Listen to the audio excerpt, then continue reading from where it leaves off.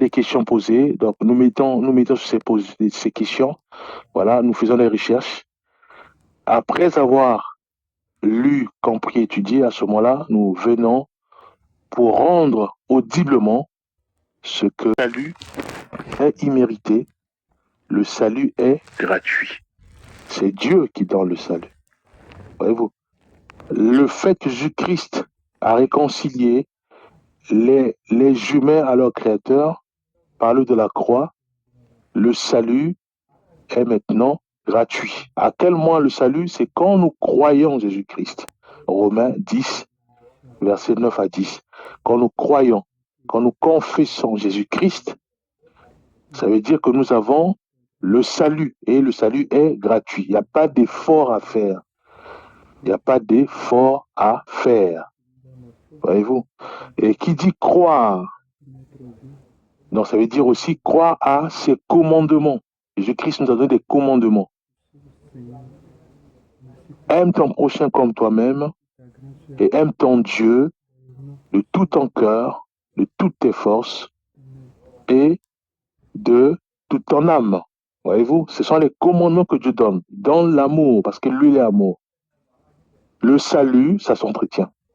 Souvenons-nous encore des paraboles, parce qu'en fait, il y a les bien-aimés qui ne supportent pas des versets. Or, la Bible, elle est là pour notre instruction, bien-aimés.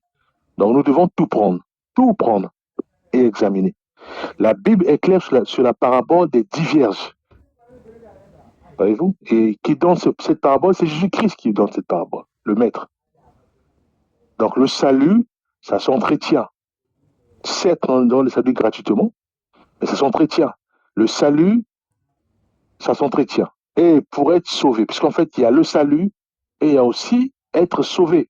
Pour être sauvé, il faut avoir le sceau de Dieu. Et le sceau de Dieu, c'est le Saint-Esprit. Tant qu'on n'a pas le Saint-Esprit, on n'est pas sauvé. Donc, ça dit qu'on rate l'enlèvement. Voyez-vous? Le salut, c'est juste l'accès, c'est gratuit. Voyez-vous?